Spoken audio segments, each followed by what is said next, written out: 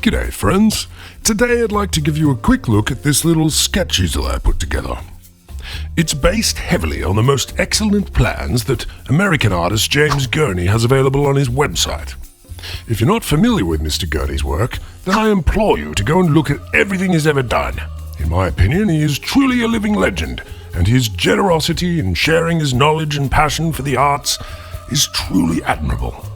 From his many wonderful books and instructional videos to his YouTube channel, Substack, or brilliant blog which he has maintained for many years, the man is an absolute genius. Because he has detailed instructions on how he makes his sketch easel, I won't go over any of the finer details building this one here. Instead, I'll just mention how my setup differs slightly and how I've been using it.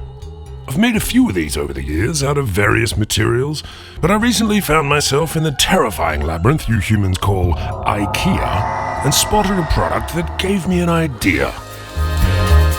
A 4-pack of bamboo sandwich boards for the reasonable price of 12 Australian dollar bucks. I grabbed a set and scurried home to try and turn them into something a little more interesting. In a nutshell, it's 2 of the boards joined together by these plastic torque hinges, or tension hinges, I believe they're called sometimes. These can be tightened up to hold any angle you set them at. I didn't recess the hinges into the timber at all, because I wanted to keep a gap between the boards when the easel is closed, keep my sketchbook or palette in. There is a T-nut embedded in one side that allows the easel to be mounted onto a standard tripod mount. And I've placed some little rubber feet on the bottom for when it's sitting on a tabletop. On the lower side are some strong magnets I've recessed into the wood. Now these are strong enough to hold a palette, like this one, made out of the lid of an old tin that I've spray painted white. Or a metal water cup like this one, which I also found at Ikea. Or with some magnetic tape, you can attach pretty much anything else you might want to, like these watercolor paints, for example. A couple of clips hold the sketchbook in place nicely, along with brushes on the opposite side of the sketchbook. I also clip a little rag onto one side for cleaning my brushes. With a small lightweight camera tripod, it makes for a very portable setup.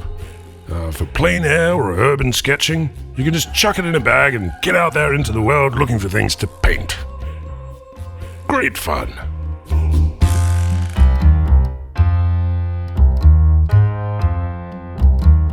One small tip if you were to consider attempting this yourself: bamboo is a marvelous material, and it is quite strong, but it's prone to snapping along the grain, so always drill pilot holes for your screws and the T-nut.